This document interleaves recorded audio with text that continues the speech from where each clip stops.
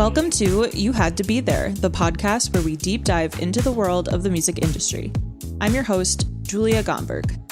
This week, I'm wrapping up the season with a final episode before my short summer break, featuring a really special guest, singer-songwriter Emily James. Emily's an incredibly talented artist and storyteller, and she's known for her emotionally honest songwriting, really relatable lyrics, and intimate live performances. Earlier this summer, I had the chance to see her perform in Brooklyn after my friend Kara Lee, shout out to Kara Lee, introduced me to her music, and I was genuinely struck by such a sense of community that Emily's songs have created among her fans, and it made this conversation with her even more special. So be sure to check out Emily's debut album, Summer Nostalgia, available now, and follow her journey through the links in the episode show notes. As for me, like I said, I'm taking a short break and I'll be still sharing plenty of content on Instagram and TikTok, so make sure to follow me along there at the letter You Had to Be There pod. Thank you so much for listening. I hope you enjoy this conversation and I will see you soon. Hi, I'm Emily James. I am from New York. I live in Brooklyn, New York, and I make music. I'm a singer-songwriter and producer. And you can hear the lovely sounds of New York outside my window. Yes, of course. Wouldn't be an episode based in Brooklyn without it. Well, amazing. Yes. And your debut album, Summer Nostalgia, came out May 29th. I got to attend the album release show, which was so cool, so special. I'm sure it was even more than that for you, and I'm excited to hear about it. But congratulations on the release. Thank you. Yay. So cool. Can you believe it's like July now? It's so No, I was just like a couple days ago being like 1 month, not anniversary, but 1 month anniversary of it being out. And I was like, I simultaneously can't believe it's been a month, but it also does feel like, you know, time has passed. So it's weird like that. But July is crazy. The fact that we're more than halfway through 2026, I'm just like, what did I do this year? Well, you released an album, so that's better than most. Definitely give yourself credit for that. But yeah, I know it's crazy. Well, I'd love to start like way in the beginning. I always like to ask, like, what was your relationship with music like?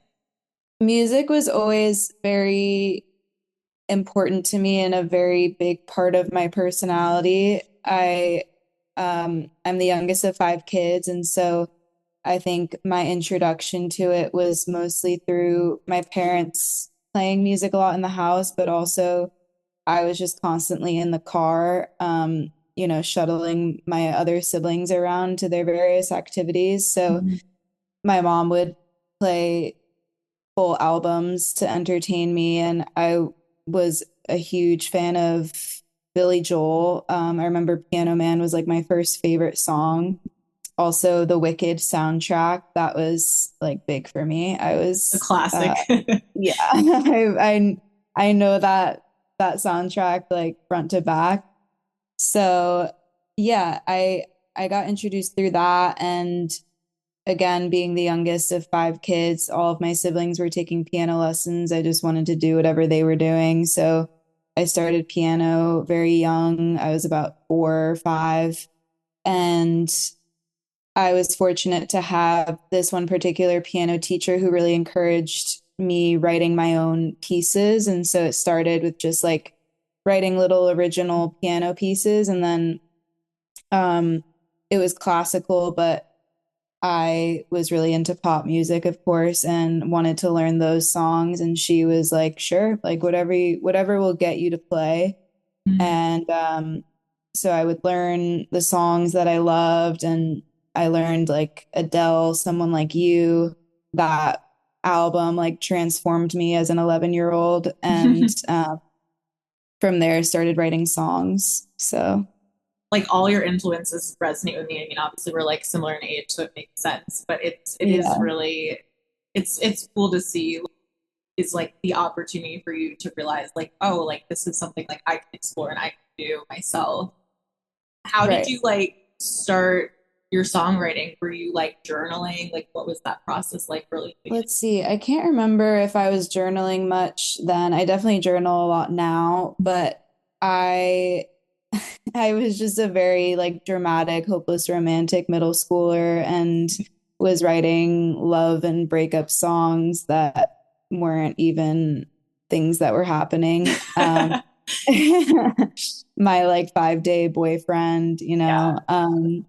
so I just kind of would write about whatever entered my head, and um, I just loves the feeling of writing a song. It was just like something that satiated me and fulfilled me in a way that nothing else ever had. And my parents were extremely supportive and encouraging of me continuing to do that and build that craft. So I just kind of ran with it and eventually started recording the songs once I felt like they were ones that I wanted to be permanent and other people to hear, and started releasing music and just haven't stopped since. That's amazing.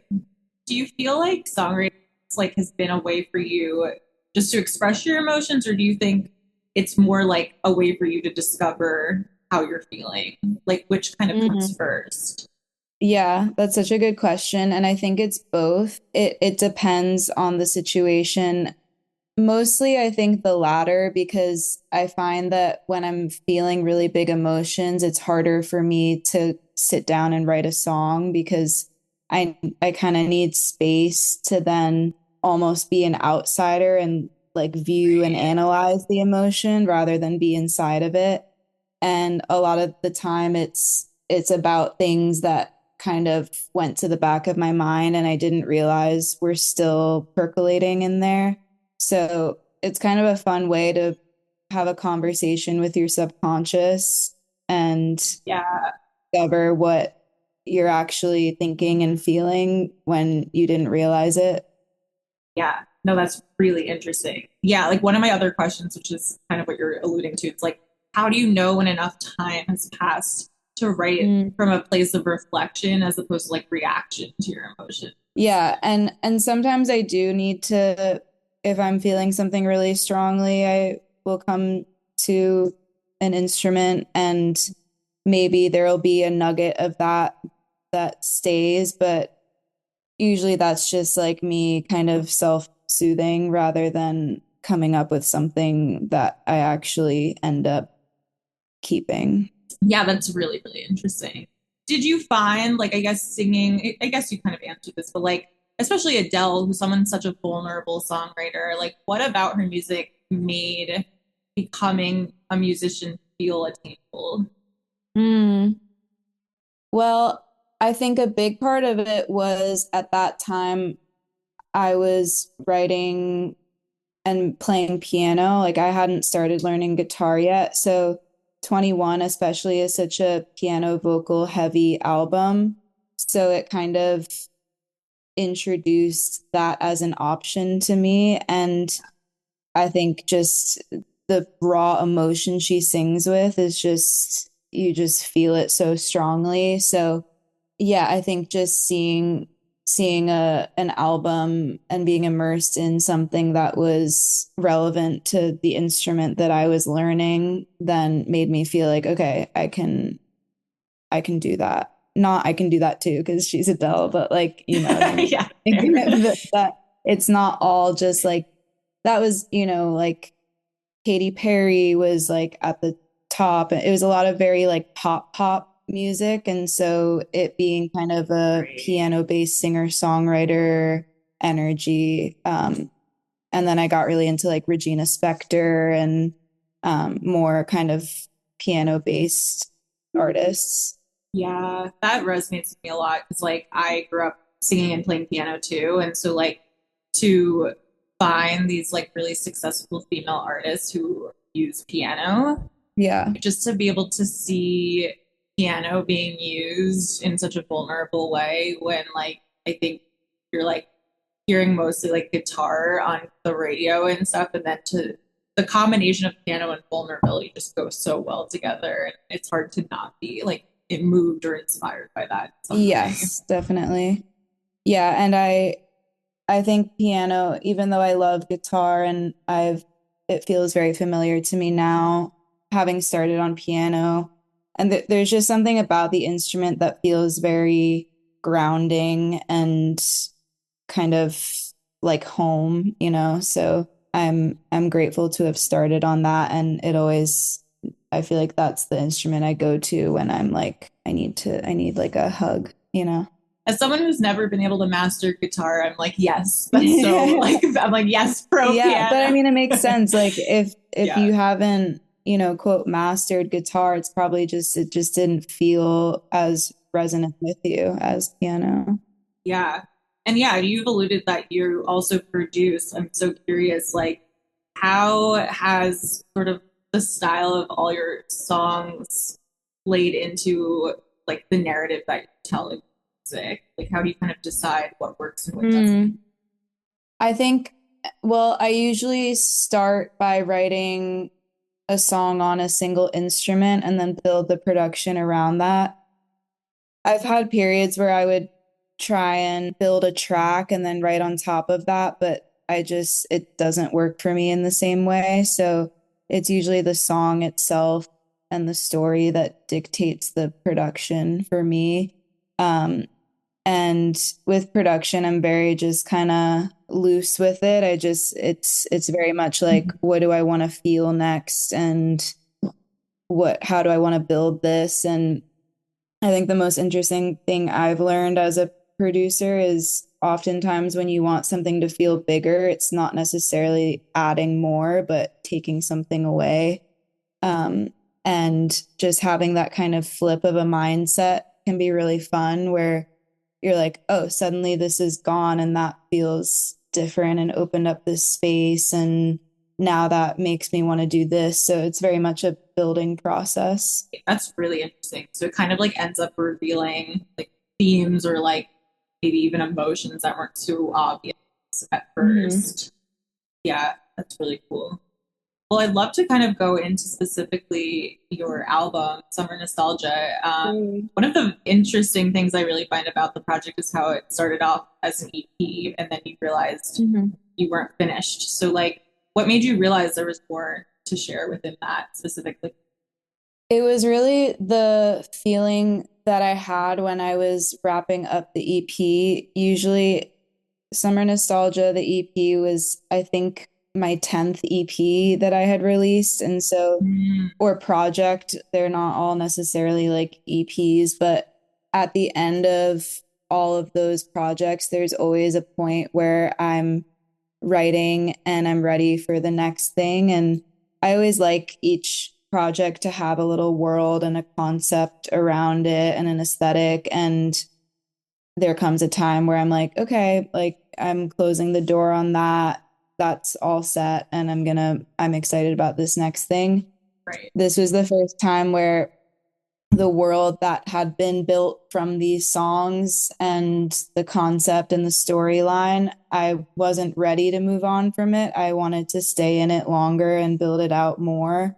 So I had written like a ton of songs, like maybe 100 songs. And from that had taken down to the 6 that made up the EP. And then there were so many others that I still loved and wanted to bring them to life. And they felt like they tied into that story as well. And so I thought it would be fun to kind of use those songs to fill in some of the blanks of the story that was being told in the EP, and then also kind of bookend, give almost an epilogue and fill it out. So to me, it's like the EP is the short film, and then the LP is like the feature film. That's such a cool and creative way to conceptualize that. Like, I think one of the questions I always ask people is like, how do you know when a project is finished? And I love your answer because it's like, well, you actually kind of worked backwards. Like you had it so broad and then you kind of worked down to chip it away, which then gave you that autonomy to like build it back up, which is really cool. And I think what's really impressive about that is it feels so cohesive as like a piece of work. Like, so I think you can tell there's a lot of intention how you kind of threaded everything together it must have been really difficult to be like, okay, now this is it. This Now is it's done. actually done. Now deluxe album, double. No, no, it's done. I'm done. No, and I'm grateful because I don't feel sick of it. Like I still love it, and it feels like my baby, and I'm proud of it.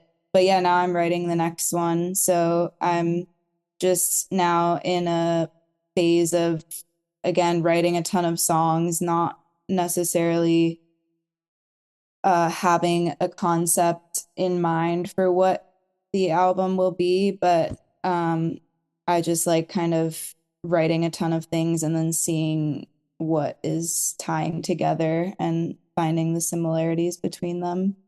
Clearly worked for you. So yeah, I think you should stick with it.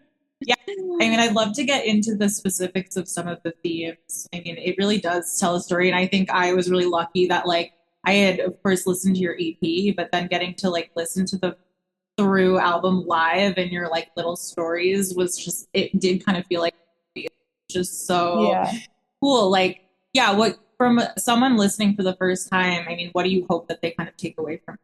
I hope that they take away, I hope that they can apply their own stories to it because it's it has a specific storyline on the surface, but like on a deeper level, I want it to be, that people can interpret things in their own way and change, like whatever pronouns I use or specific locations, all of those things are just kind of like filled in blanks that I hope other people can apply their own specifics to. Yeah. And yeah, I do hope that the story comes across because I just find that to be a fun way to ingest music is knowing that it's intentional and there is an arc. That's why I love movies is like seeing the arc and the storyline develop and how your characters develop. So I hope that that comes across too of kind of the personal journey throughout, like the maturation that happens from suburbia through to oranges. So Yeah, oranges is my favorite, I think. oh, yay. I don't know. It's just I like, yeah, it stuck with me after hearing it. Like, has a fan ever like come up to you or like or told you how they have interpreted one of your songs in a way that surprised you? Not surprising because again, I was an English major and so I'm very familiar with just, oh my God, I love your cat. They always have to get involved. um yeah, I feel like from that experience of studying words and stories and writing essays on like your analysis of something and what you think the author was intending, it's like at the end of the day, it's probably so far off of what they were thinking. But the important thing is that it it was able to be applied in that way. So I actually love if somebody interprets something in a completely different way than how I wrote it, because that means that, it's malleable and can be applied to their life in a much different way. Absolutely. And I think that's what's so beautiful about art, that it like creates something that exists for people to take it as they need to receive it, right? And Yeah, like it's like a gift you're giving people in the way that they can internalize, take what they need from it. absolutely. The nostalgia theme, like what pulled you into that? Like what about summer and nostalgia felt like that needs to be the title and that's like the concept? Yeah, that concept came about when I was writing Suburbia, and that wasn't the first song that I wrote for the album, but it was the first song where I knew that this was going to be the thing and that was going to be the concept of the project. And I wrote that and about half of the EP and album in LA and half of it in London. And Oh, cool. it was, yeah, it was during a time where I had been living in LA for 7 years. I then went and lived in London for a few months to write there. And after I was there, I kind of felt this tug to go back to New York. I think because there feels like a lot of similarities between New York and London. And Right. once I made that decision, it was I realized that a lot of the songs were like, again, my subconscious kind of thinking about coming back to New York, and also making that decision and thinking about what that would feel like and the people I would run into and how it feels to return somewhere that you've been away from for so long but have like a history with. So that's where it's kind of like um the main context of the album for me is that it's like your history with your roots, and coming back to that as a new person, but it kind of personified into like a romantic relationship. Yeah. Yeah. Was there anything through the experience of like, yeah, living in these different places, kind of like channeling your creative outlets, like, was there anything that thematically or just personally that came up when working on the album that surprised you about yourself? Surprised. Yeah, I mean, always. I think I didn't realize certain things that were still sticking with me. So I moved away from New York when I was 16, and I lived in Nashville, and then I lived in LA, and then bounced around. So um I think I didn't realize that there were still things from that time in my life that felt so strongly to me even so many years later. So that was surprising to me. Um, I think also just surprising to see that I was writing all of these songs without any specific direction for them, and they came together and told this story. Especially like certain ones, like Blueprint, for instance. I specifically remember going into a session with two friends, and I had written the first verse or so. And I was like, I don't know why I want to tell this story. It's not like exactly what happened to me, but I have this very specific vision in my head of this story I want to tell in this song. So we did. And then when I was picking the songs for the album, um, it just made sense. Like that was part of the arc. It's really amazing how like unspoken those things can come up. Like they're just like these, yeah, it's like what you said, like you don't even realize how much you're carrying something, an emotion or a memory. And I think it boils down to like an old version of yourself, Yeah. and having to sort of come up with some resolve in that thing you hope people take away from listening to the full album.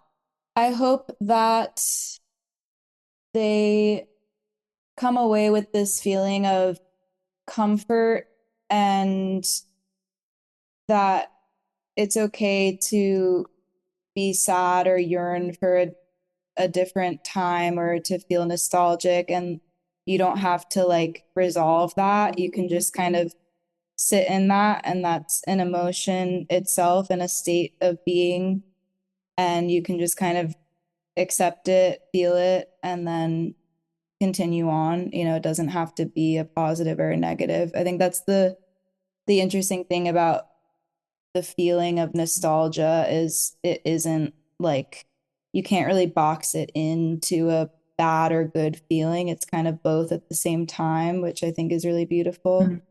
Yeah, I love that. It's so true. Do you think, well, I guess I have like one fun question I want to ask. I was going to leave it to then, but I feel like it's probably best now. If summer nostalgia is supposed to be listened to like a movie, if it was a movie, do you have an idea of who would play you? Oh, I like that question. The first person that popped in my head for some reason was Jennifer Lawrence. I feel like I would I could love, see that. yeah, I would love for her to play me. I feel like I love watching her in films because she has such a good way of like combining being present and serious, but also having like a playfulness and a humor about things. And that's kind of like, Yeah. you know, the album is, I would want the story to be kind of a blend of those things where, you know, it has a weight to it, but it's also like, you know, fun and joyful and a celebration. Yeah, that's such a good point. She really is like such a balance of someone who feels like very human and like real, but then also like incredibly unattainable at the same Yes, yeah, I know. So like dream. Yeah, it's a good one. Yeah. I support it. We'll get it into production. Perfect. I wanted to definitely ask your performance.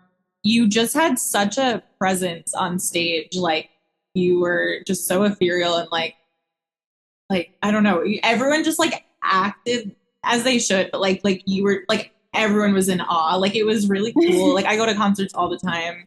I've been to Elsewhere a bunch, but there was just this energy where everyone was like, shush, like we're witnessing history. Like that's what it felt like. Oh, thank you. And you just like create such a sense of community like through your music. Like what does that feel like when you're on stage from your perspective? I feel like I blacked out. Like, I feel like I exited like this person and became a different person. And Yeah, it's like if you've seen Severance, I feel like it was like my outie becoming my innie. that's amazing. Oh my gosh. Yeah, no, I mean, I love performing. I love like interacting with the crowd and making it feel like everybody is involved. And it was such a beautiful night, and I couldn't have asked for it to like, I wouldn't want it to go any differently. Um, and yeah, it's just such a beautiful opportunity to be so present in the emotion of the songs. And if I'm like feeling anything in my life, even if it isn't, you know, if the song was written about something or somebody else, being able to channel whatever I'm feeling into that and tap into the emotion there is just like so therapeutic. So I love it and hope to do much more of it. Yeah. No, you just seemed really natural up there. And I wanted to ask also, because you mentioned being like a multi instrumentalist on stage, like you were very like you have your band and it's just you, and it's sort of like this vulnerability in a way that felt not like scary to the audience, but like it just felt like you're like very much like this is me. Like how does that feel from like the juxtaposition of sort of being the creator of everything and then being like the performer with the band behind? Yeah, no, it's so true. I never thought about it like that, that being without an instrument is such a vulnerable state to be in. And that was definitely very intentional. I was really grateful to have the incredible musicians I had on stage with me, and Peter, who was my musical director, of building out the atmosphere of the songs so that I could be up there without an instrument for certain songs.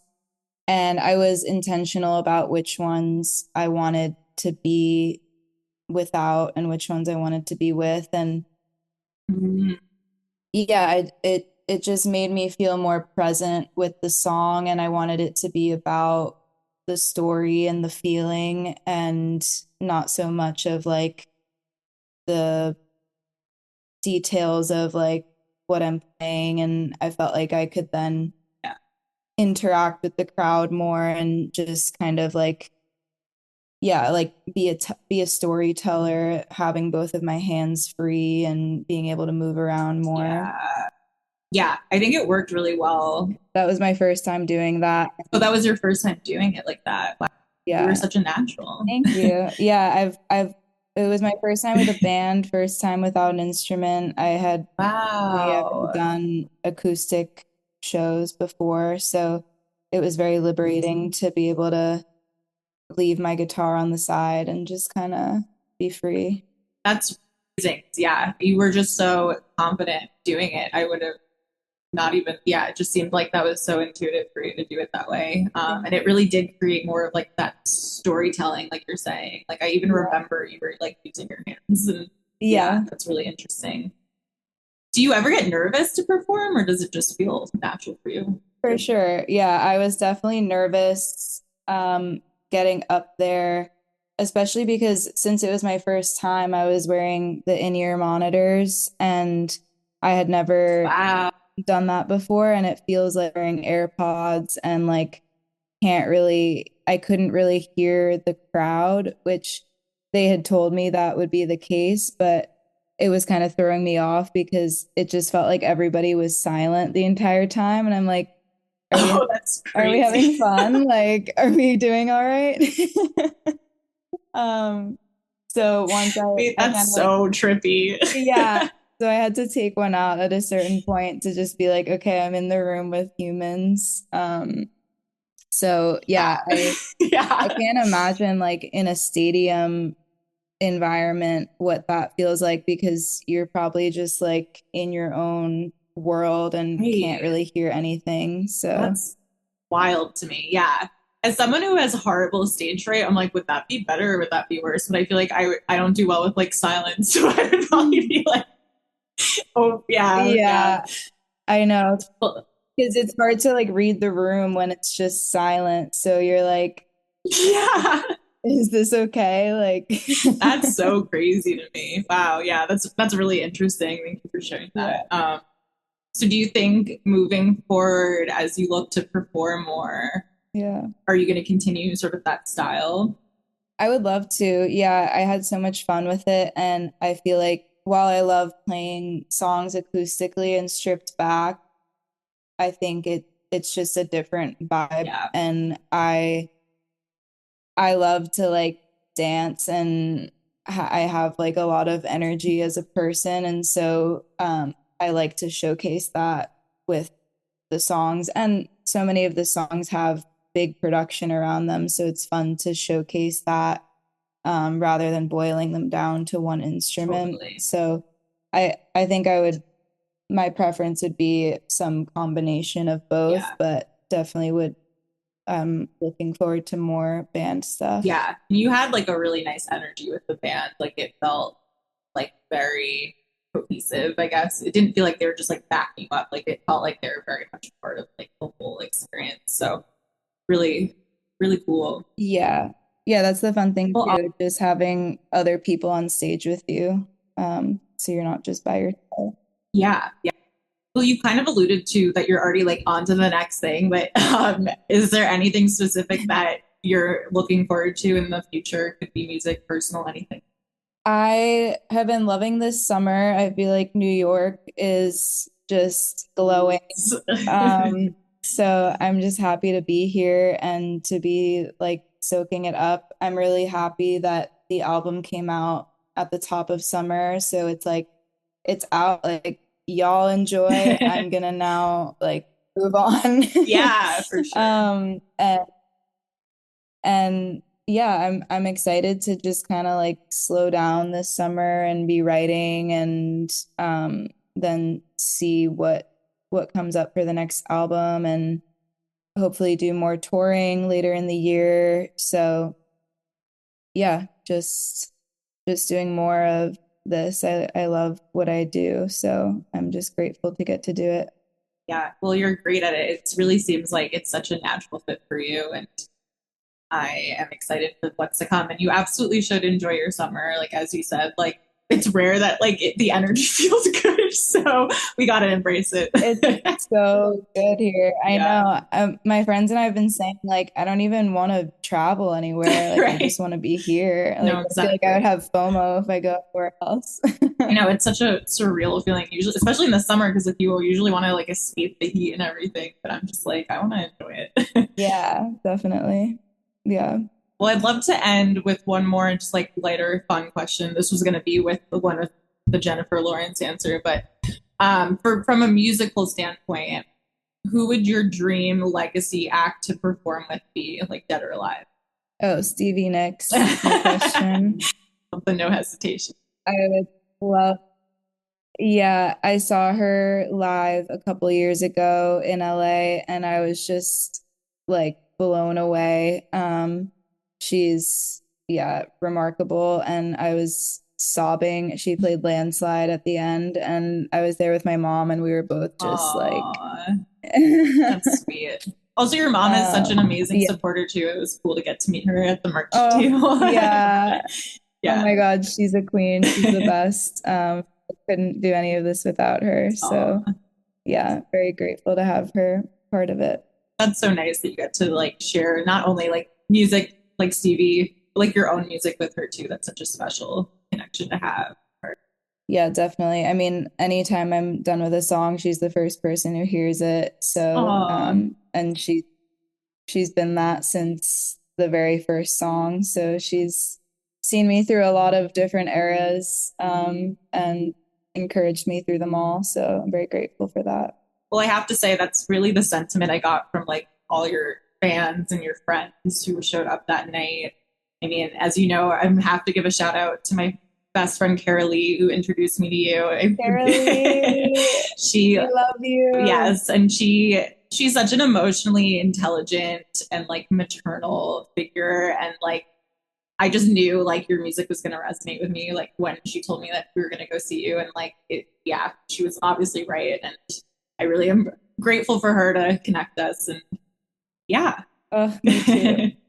well, amazing. Yay. So Emily James, your album Summer Nostalgia is out now everywhere. Where else can people find you to follow along? I'm on all the usual socials and hoping to play more live in New York and the surrounding area. So yeah, would love to see you at a show sometime and yeah, say hi online too. I love making new friends. Amazing. Yes, well, I will certainly be there as much as I can in person now that I know we're neighbors. I know, amazing. Awesome. Well, thank you so much. Thank you. Oh, it's all gold when you're holding me, baby.